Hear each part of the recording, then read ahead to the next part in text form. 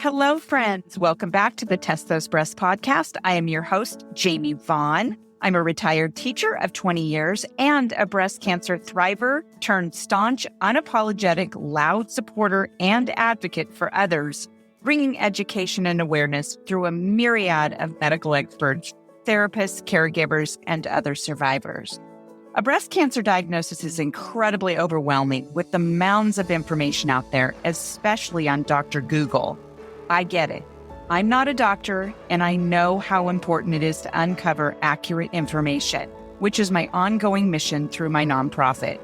The podcast includes personal stories and opinions from breast cancer survivors and professional physicians, providing the most up-to-date information at the time of recording. Evidence, research, and practices are always changing, so please check the date of the recording and always refer to your medical professionals for the most up-to-date information. I hope you find this podcast a source of inspiration and support from my guests. Their contact information is in the show notes, so please feel free to reach out to them. We have an enormous breast cancer community ready to support you in so many ways. Now let's listen to the next episode of Test Those Breasts. Well, hey, friends, welcome back to this episode of Test Those Breasts. I am your host, Jamie Vaughn, and today I am so excited to have my guest, Leah Appleton, on my show.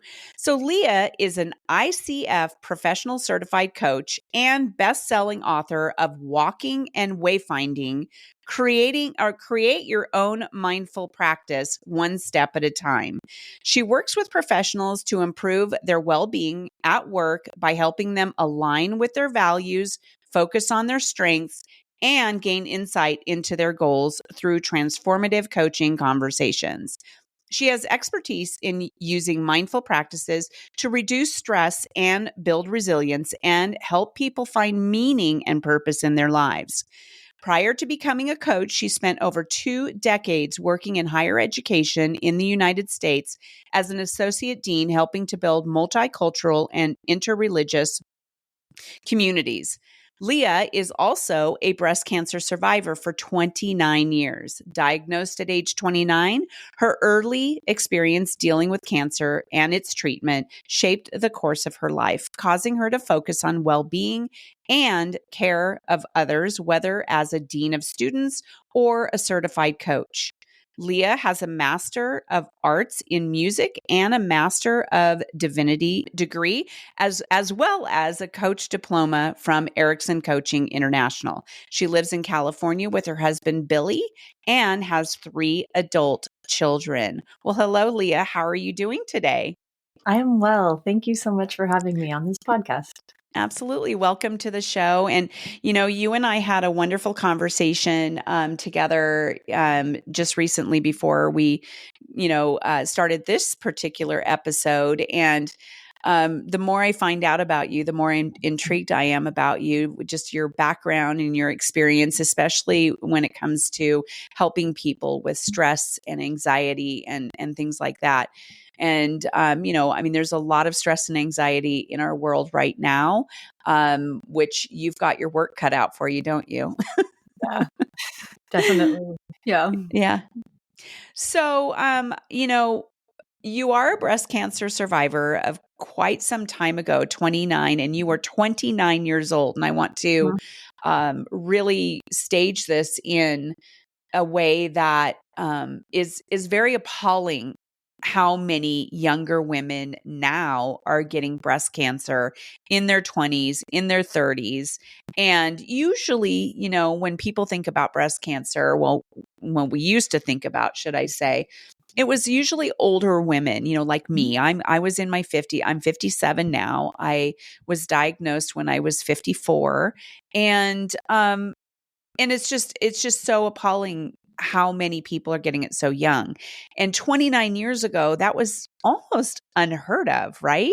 I mean, Is that something that you must have been pretty shocked, yes? Oh, yes.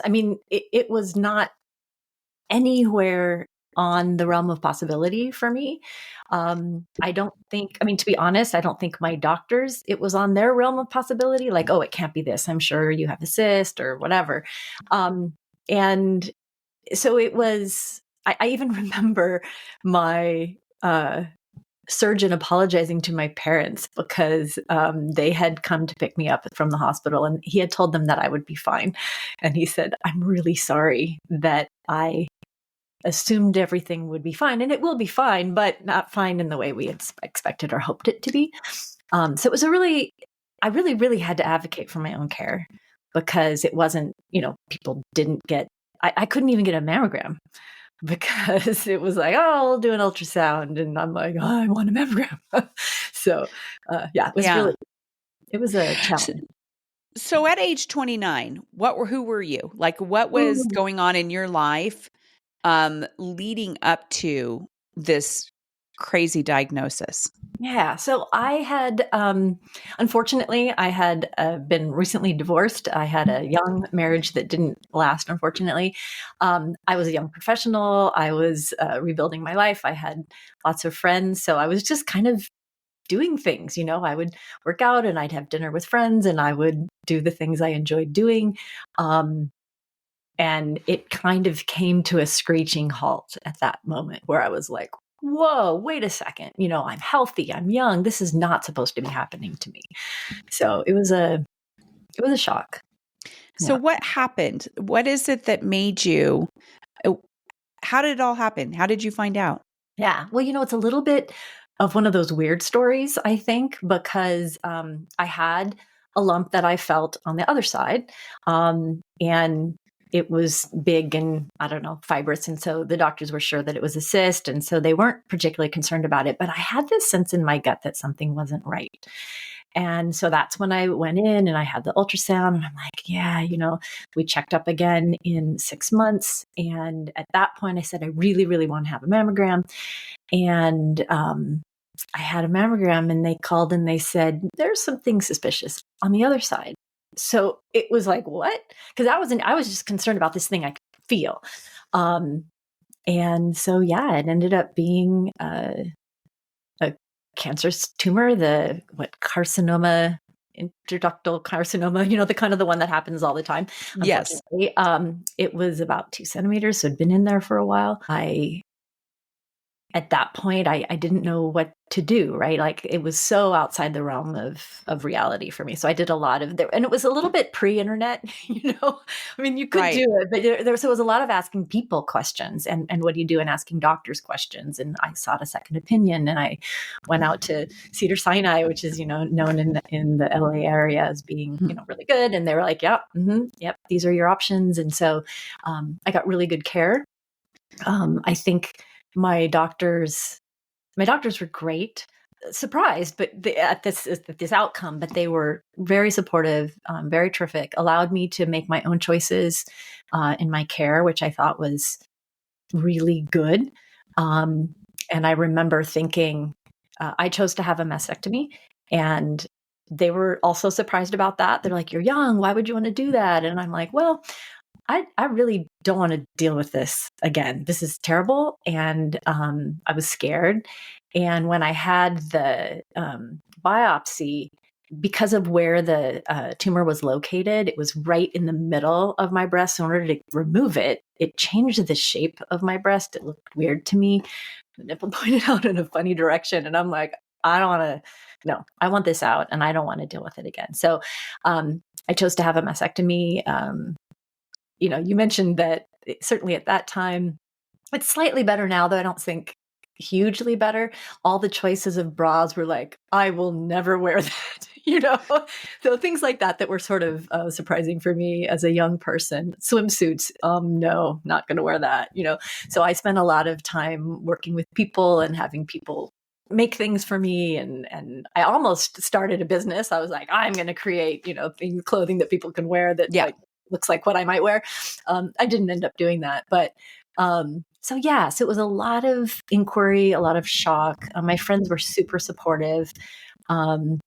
They threw this giant surprise 30th birthday for me, because I found out at 29, and then I had the birthday party, and I had my surgery, I think the next day or the day after. And so lots of people bringing me food and, loving me and caring for me in this time. But a lot of people didn't know what to say because, my Right. peers at that point had no experience with this either. Maybe their parents, but not with someone their own age. So it was a learning for everybody, I think, in Yes, this for process. sure.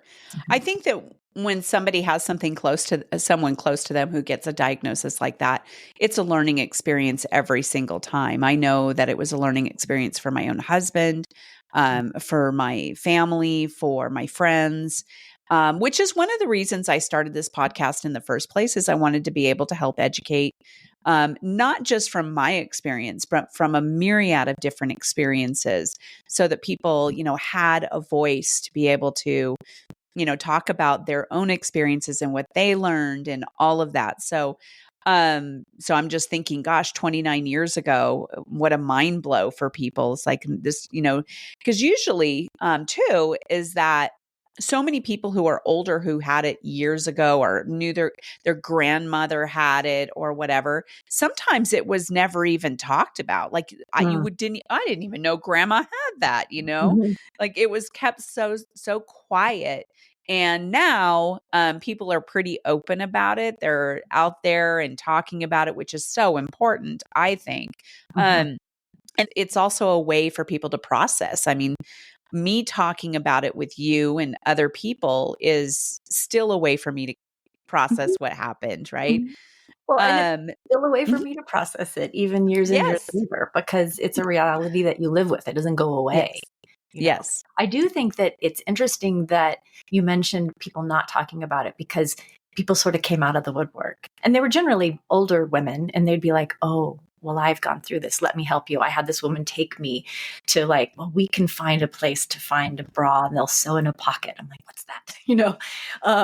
There were people who said, "Do you know about at that point, I don't even know if they have it anymore with the Cancer Society. It was a feel good, be better anyway." And it was like makeup and, wigs and things like that. And, but the people came out of the woodwork to really support me in that process. So I very much valued that. I do think that part of it's cancer because it's scary, but part of it is that it's breast cancer and people didn't want to talk about breasts and it right. wasn't okay to say, and you could kind of mask it one way or the other.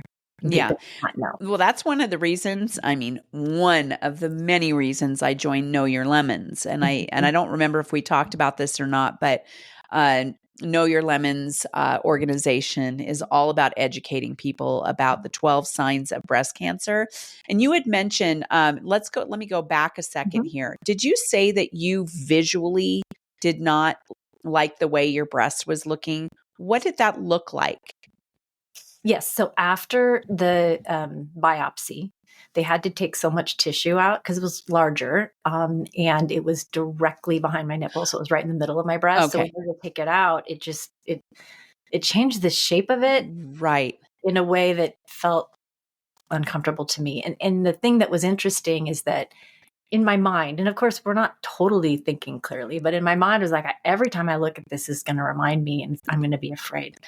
Um, and And interestingly, my scar doesn't give me that same Yeah. yucky feeling. It gives me more of this like, I went through this really difficult thing, and this scar is this beautiful. Empowering. Yeah, for sure. Yeah.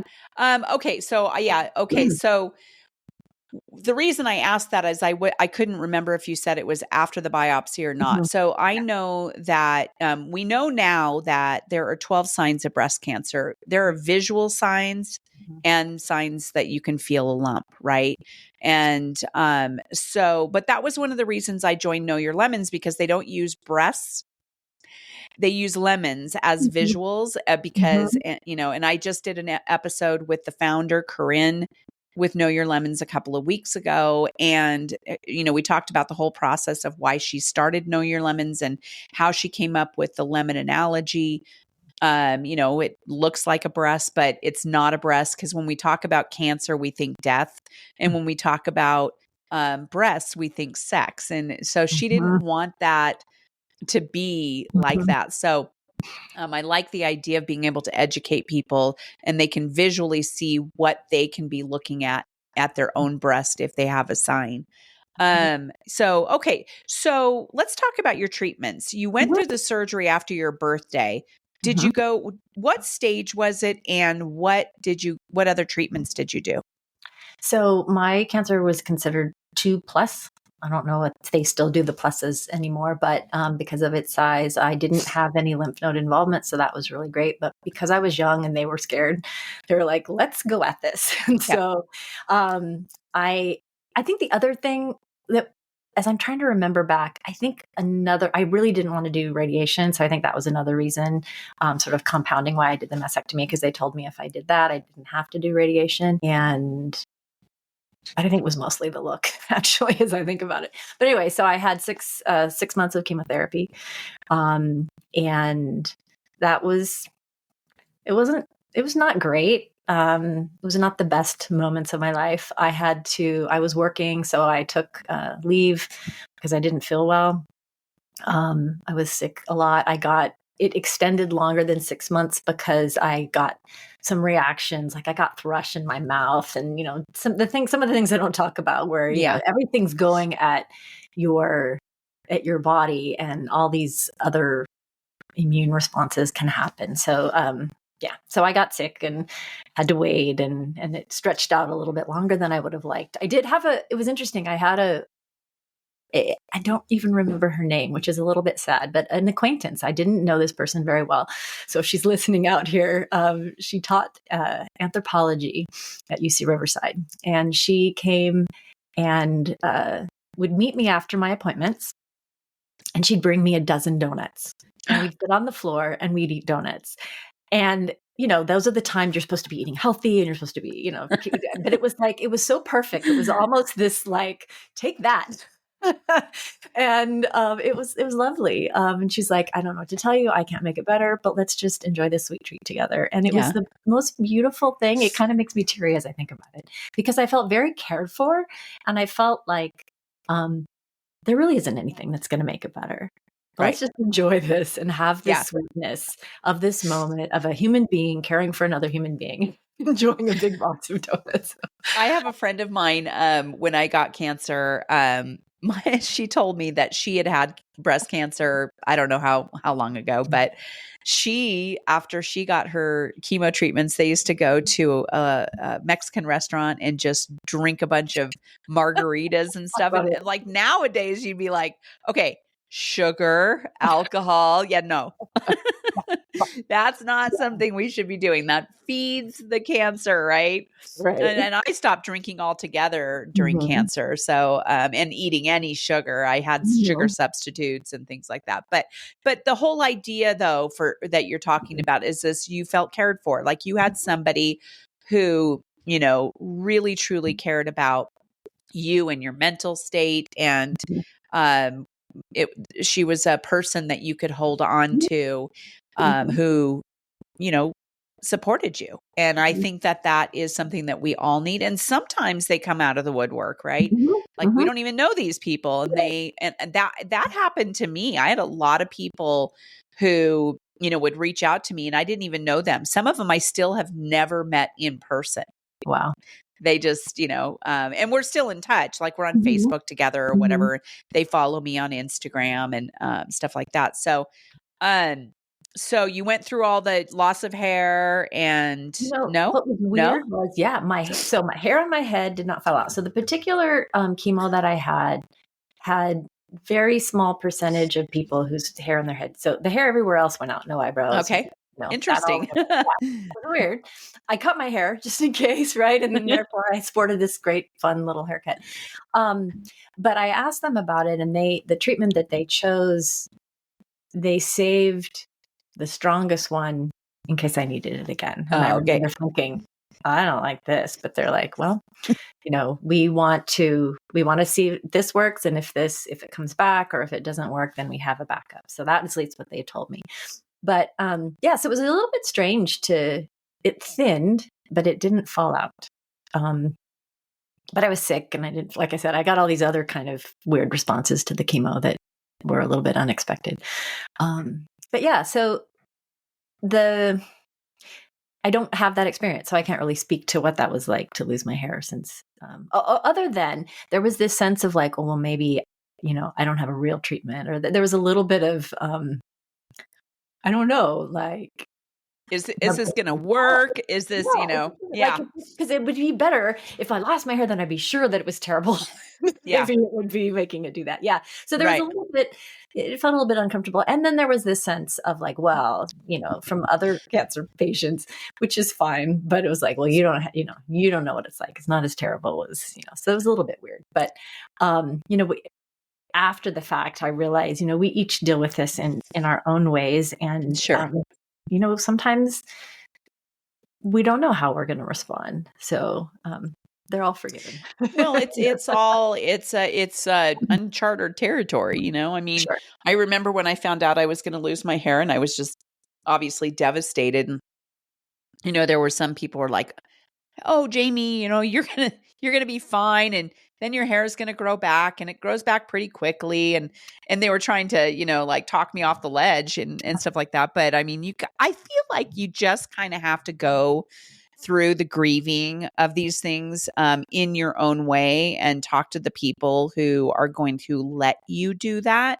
Mhm. I think that's super important to say, yeah, it really sucks. This is like, Yeah. I'll just say it. This is shitty. I'm Mhm. like, I am very much an advocate for letting people scream into the air and just let yourself grieve. And, looking back, I did allow myself to do that. Mhm. And I did get a badass haircut before I started the chemo because I wanted to, I wanted to take control of it myself. That's what I was told that would be a really good idea. And I always had long blonde hair for Mhm. for Mhm. as long as I can remember. And, I cut my hair into this really cool, badass haircut. I shaved the whole entire Mhm. side over here, had an A line that came down here, and I actually really loved it. Mhm. And then I told my husband, I said, now, once it starts coming out, this is when I want you to shave my head. And so we did. And so it Mhm. started falling out. I brought the clippers. We went on a little vacation and Mhm. brought it, and he shaved it. And Mhm. I actually ended up really liking my shaved head. Mhm. I was GI Jamie, There he you go. called me. And then when it started growing back, I've gone through, it came back really super dark and super curly. Long story short, I keep cutting it. And like, I keep Mhm. it short. So Mhm. Yeah. I kept my hair short for a long, long time and then sort of in rebellion grew it out. So I'm the old yeah. lady with the long hair. But yeah, it was interesting. So I remember going to, I think it was Look Good, Feel Better. That was the thing that the Cancer Society used to do. And so they had these places where they were giving out wigs. And so I went, and of course I was the youngest in the group by 40 years or something, it seemed like. And so they had all these wigs, and so they were so delighted because they had some of these wigs that they were like, these, you could wear this one, we can't, but you could. So they kept trying all these wigs on me. It was really funny. And I didn't end up losing my hair, but I got these wigs anyway, and I still have them. And my children have worn them for And Halloween costumes. Halloween costumes, I got a really amazing wig at the Mhm. beginning and I never wore it. I wore Mhm. turbans and Mhm. beanies, or I went bald in my Mhm. house. I didn't Mhm. usually do that outside of my house, but Mhm. I ended up wearing the wig for a costume, a murder mystery costume Mhm. thing, and I love it. It's super cute, but I just never. Yeah. So how did you manage your treatments without a caregiver? Because you didn't have a Mhm. caregiver. Mm-mm. You had gone through a divorce. So I know, and of course you had your friends. Mhm. So tell us a little more about that. Yeah. So I had a dog and a cat. So I spent a lot of time with my pets crying into their fur and, having them console me. And they were amazing because pets can be amazing in that kind of way, Yes. and they know when you're not happy and they don't say anything wrong or anything. And so it's perfect. So in that sense, I felt good. I didn't feel lonely. And I had some people, I just kind of figured it out. I figured out what I could cook and what I could eat. I had different people, from what I recall. I have different people who took me to treatments. Like, it wasn't one person every time. So I had kind of and this was before like Caring Bridge or those kinds of things too, right? So this was just word of mouth and friends and things. And so people volunteered And so I had different people at different times, and that was nice. And then I had my friend, who'd bring me donuts, and other friends who'd bring me other food and things like that. So it was, I don't know if I can actually answer that question of how I managed. It's just that I did, Yeah.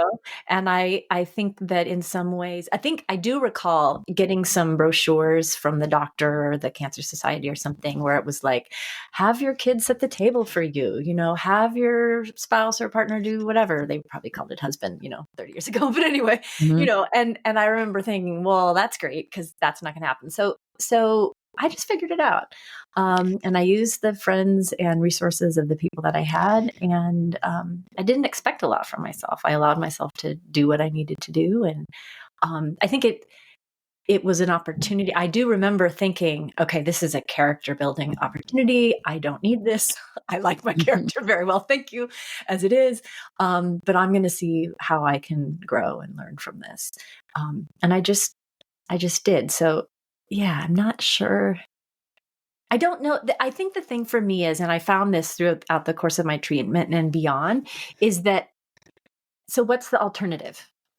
The alternative is I can curl up in a ball in bed and not eat and not do what I need to do for my health.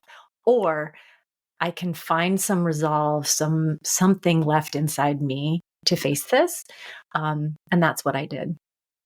I like how I think I had that thought process when I was going through it too. What is the alternative? You either curl up and maybe die, or be depressed the whole entire time that you have breast cancer, or you find the joy in every opportunity that you can. So I know for me, we had to cancel several important trips.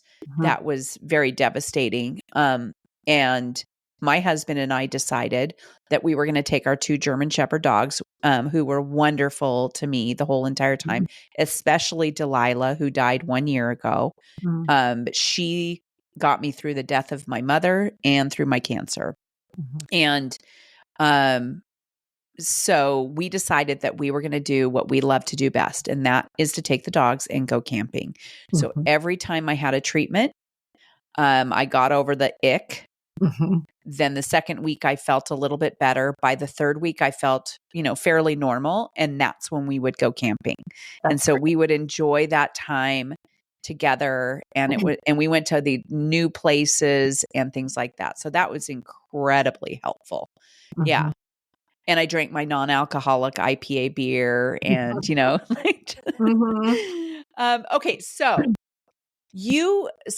because of the contrast, maybe of what you went through versus maybe what you're seeing today, because there's a lot more support out there, so much more, like you were talking about, bras and things like that. I just interviewed someone also named Leah, who she developed a surgical bra, because of her experience with her mother having breast cancer.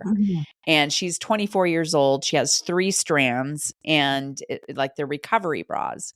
And it was really cool. So you had that thought process, but what you're doing right now gives back to the breast cancer community also. Can you explain what that is and how that gives back to the breast cancer community, or any community really, who's people who are struggling?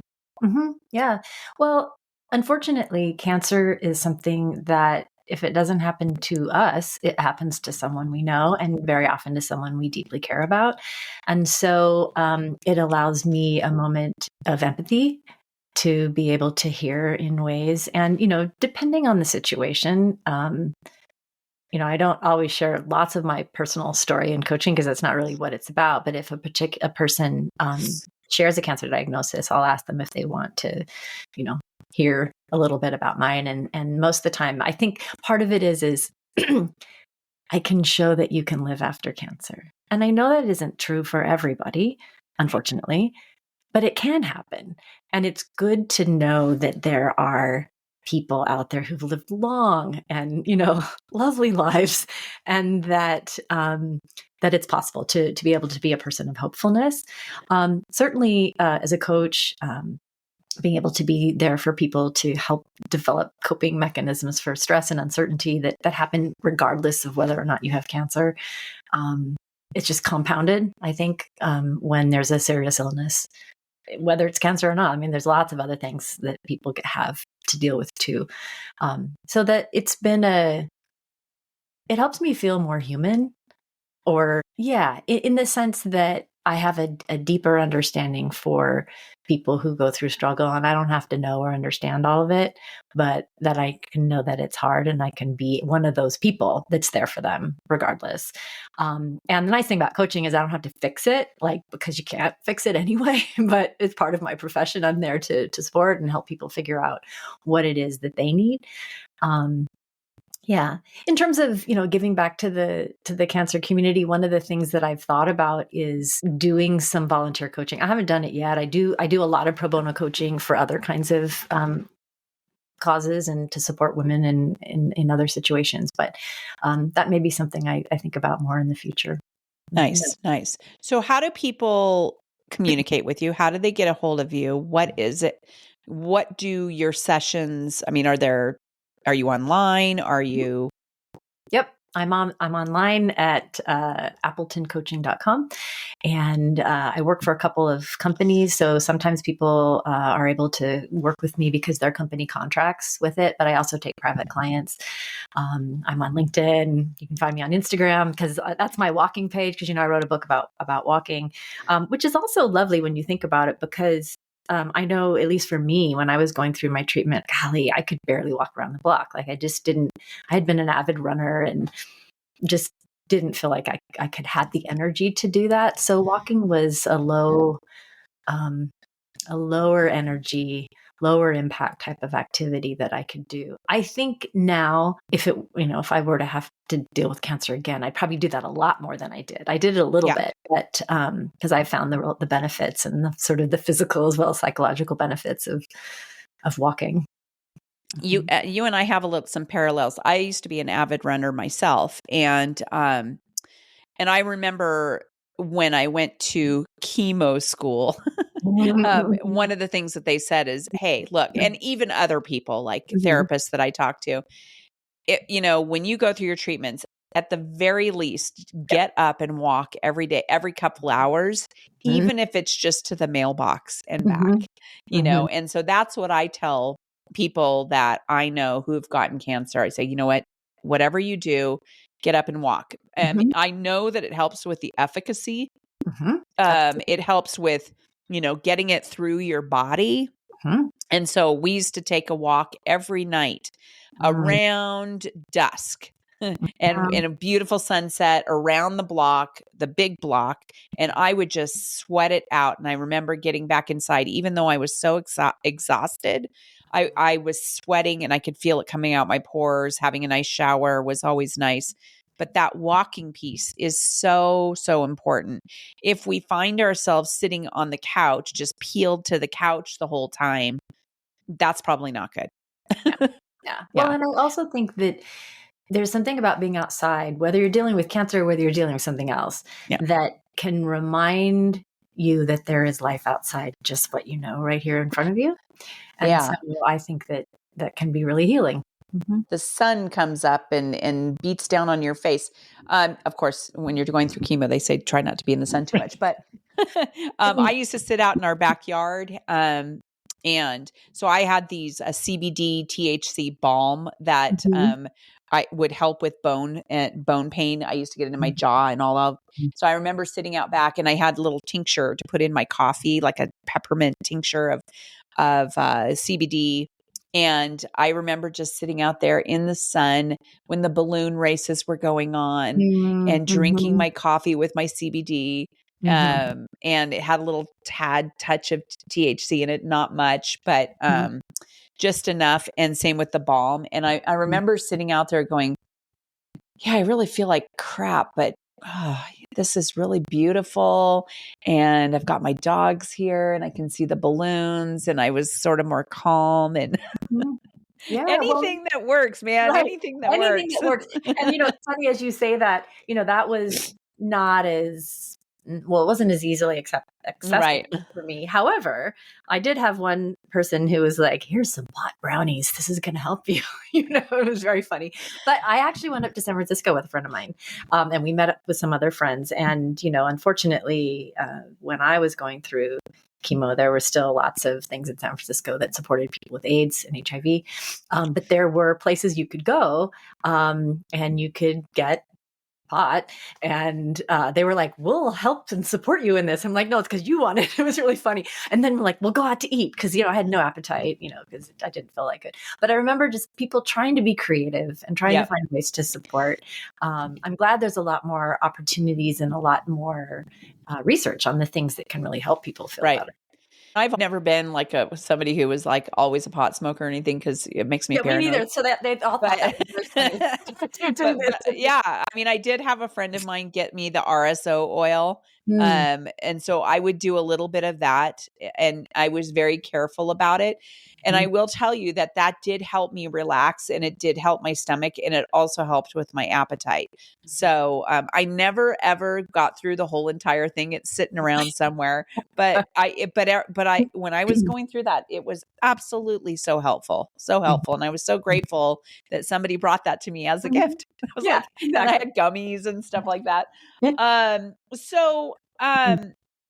Well, we talk about, cancer shaping the course of your life. I mean, you kind of have intertwined that into our story as we've been talking. Is there anything else you'd like to share with that? Like, what is your thought process? I'm assuming that you went into this coaching primarily because of that, or was there something else that came about that had you develop that coaching program?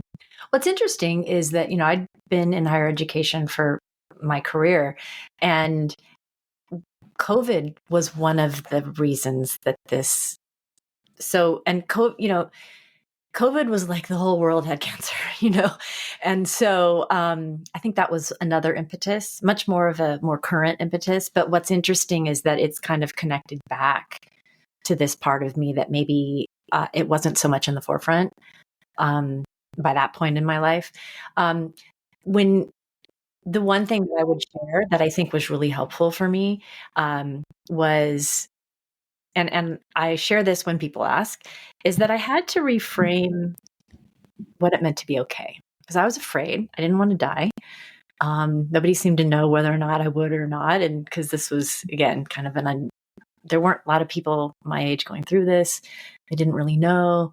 I had my particular cancer, when they do so many more tests on it now than they did then, but it was ER/PR negative, and they thought, oh, this is super aggressive. This is, problematic, et cetera. So I wanted to be okay, but I didn't feel okay. Like the whole thing was not okay. Right. I didn't want to go through it, as you had mentioned. Like, I didn't want to have this just be the most, if this was the end of my life, I didn't want it to be the worst experience ever, because this was all I had. So I really had to readjust what it meant to be okay. And that's the thing that has stayed with me my entire life since then. Like, I may not like this, but I can be okay. And I no longer ever say, oh, thank God for my health, because I may not have my health, and I can still be okay, even if my health isn't what I want. I have some after effects of chemo now. A lot of the soft tissue and my cartilage isn't good. My gums haven't been good. So I've had to deal with a lot of that as I age. More so, I think, you deal with that anyway when you age, but this has been kind of exacerbated by the chemo. They don't know for sure. But the being okay with where things are as they are has really helped, because, life has all sorts of uncertainty that comes. It's not just cancer. There's many, many other things. And it helped me be able to be both accepting and resilient at the same time. I like that. Yeah. And, we all go through such crazy things throughout our lives. Some people more than others. Mm-hmm. And, each time something happens, we have to figure out a way to be okay, or to redefine who we are and redefine what we're going through. I mean, you and I were talking before we started recording. Right now with our country, there's a lot of people who are struggling. And I think it's important for people to know that there are a lot of people who are struggling. Whether people agree with why or whatever, we have to watch out for that. And we have to help people figure out a way to find a purpose and, things like that, and to go on with life. So what advice do you have for people who've never been diagnosed with breast cancer? You talk about how you were stage 2 and that you had no lymph node involvement. That's the same with me. I was HER2 positive, ERPR negative. And they still took, when I did my surgery, they still took like 4 lymph nodes, 3 from one side and 1 from the other side, just for good measure. So we know today, really knew then as well, but really, really drive home the point that early detection is where it's at. And so for me, I'm like all about listen to your body. If there's something that's abnormal, like you had to advocate for yourself, no, I don't care what age you are. If that something is abnormal, you need to advocate for yourself and get something done. And I will tell you that I have had to actually advocate for myself to get screened since my surgery. So I had the deep flap surgery, which is the autologous surgery. They take the tissue from your abdomen. And I was told that I don't need mammograms anymore. I don't need anything anymore. This is what I've been told. And it's scary to me because, I hear all the time people getting, reoccurrences. And I think to myself, how will I ever know if there's a reoccurrence if I'm never getting screened or I don't feel something, right? And so about a year ago, maybe about a year to a year and a half ago, I actually went into my gynecologist and said, hey, I feel a lump. And I really did feel a lump. And I said, but I don't have any mammograms or anything scheduled. So she actually was able to get me in to get an ultrasound. Turned out okay. This time, I have been feeling sensations and different things that have not set well with me. And I was able to advocate for myself to get an ultrasound. But then they just told me that they're going to do a diagnostics mammogram too. I'm like, that's weird because I was told that you don't get mammograms after, but they're going to do it anyway. We're doing it on Friday. And I had to advocate for myself to do that. Because if I do get it back, I would like to be able to get it back in the lower stages so that I have a chance to live, right? So that's always my biggest piece, there. What kind of advice do you think that you, and even if it's, similar, what do you usually tell people? Well, I think definitely self-advocate. And even if you don't have one of those symptoms, you mentioned there's 12 symptoms, maybe there's nothing you can see. Because like for me, I just had a sense. It's weird.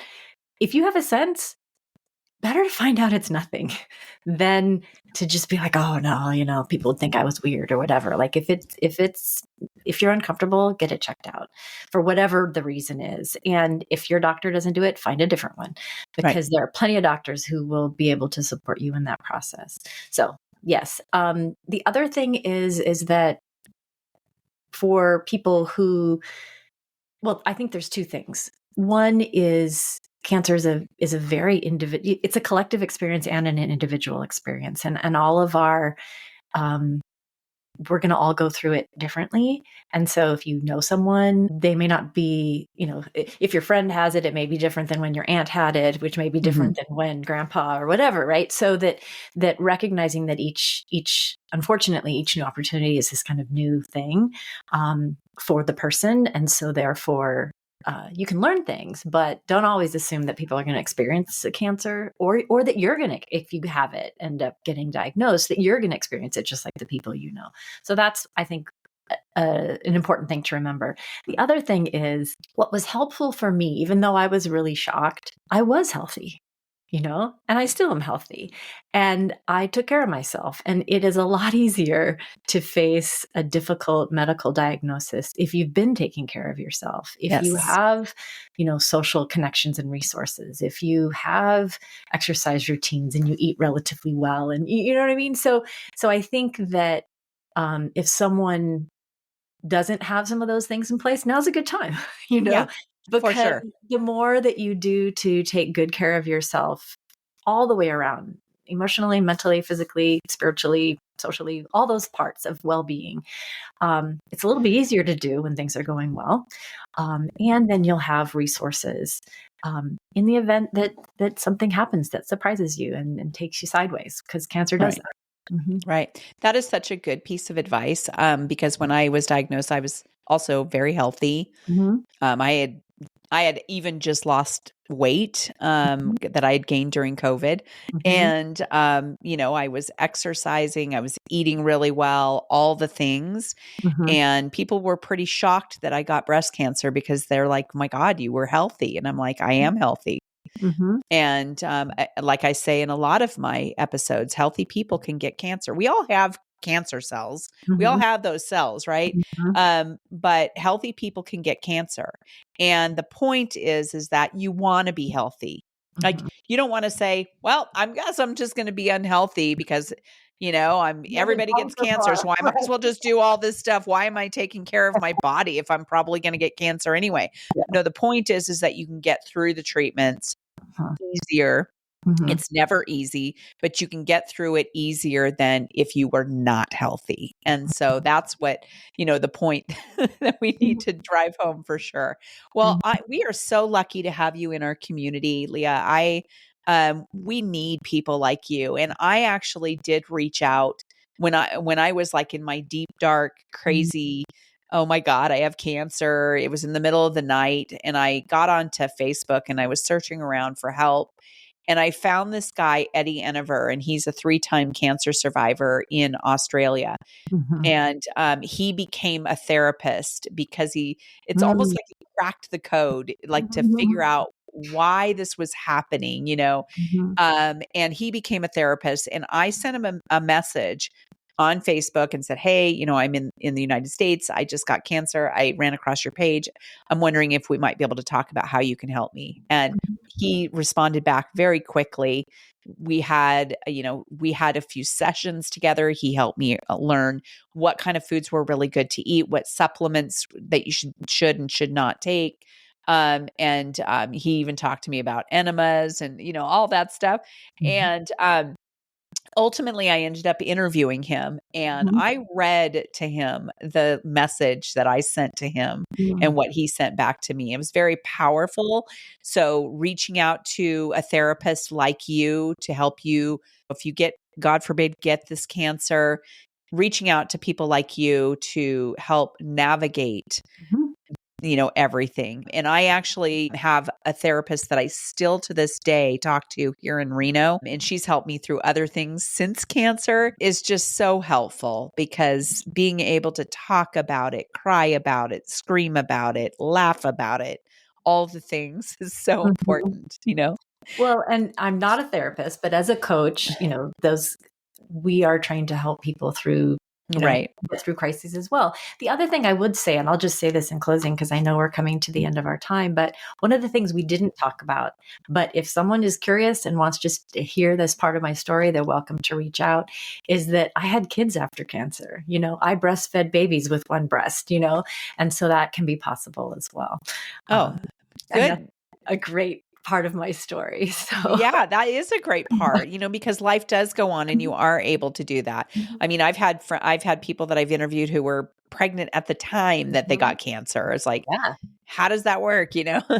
um well, so I in the show notes I have how to reach you on Instagram, and how to reach you on LinkedIn, and Okay. also your website, appletoncoaching.com, and your phone number and your email address. Mhm. I also Do you have a link to your book? If you go on my website, there's a thing that says book. You click on Perfect. that and you can find it there. How easy is that? Great. Well, Leah, this has been such a joy to talk to you. You have such a powerful story, a powerful message, and you give back to the community in ways that we absolutely 100% need. And I just appreciate your being here. Is there anything you'd like to say before we wrap up? I think just to go back to the thing that I learned through my process is that I wish for you and for others who are going through cancer or who may in the future be able to figure out and be okay, okay enough, okay in that moment. And my hope for you all is that you can. Awesome. Thank you, Leah. You're welcome. And to my audience, I really appreciate your joining us again on this episode of Test Those Breasts. And as usual, I would love for you to go to your favorite platform and rate and review this particular podcast, just because it does really help get the word out to other people around the world about the podcast. And I love you all, and I will see you next time on the next episode of Test Those Breasts. Bye for now. Friends, thank you so much for listening to this episode of Test Those Breasts. I hope you got some great, much needed information that will help you with your journey. As always, I am open to guests to add value to my show, and I'm also open to being a guest on other podcasts where I can add value. So please reach out if you'd like to collaborate. My contact information is in the show notes. And as a reminder, rating, reviewing, and sharing this podcast will truly help build a bigger audience all over the world. I thank you for your efforts. I look forward to sharing my next episode of Test Those Breasts.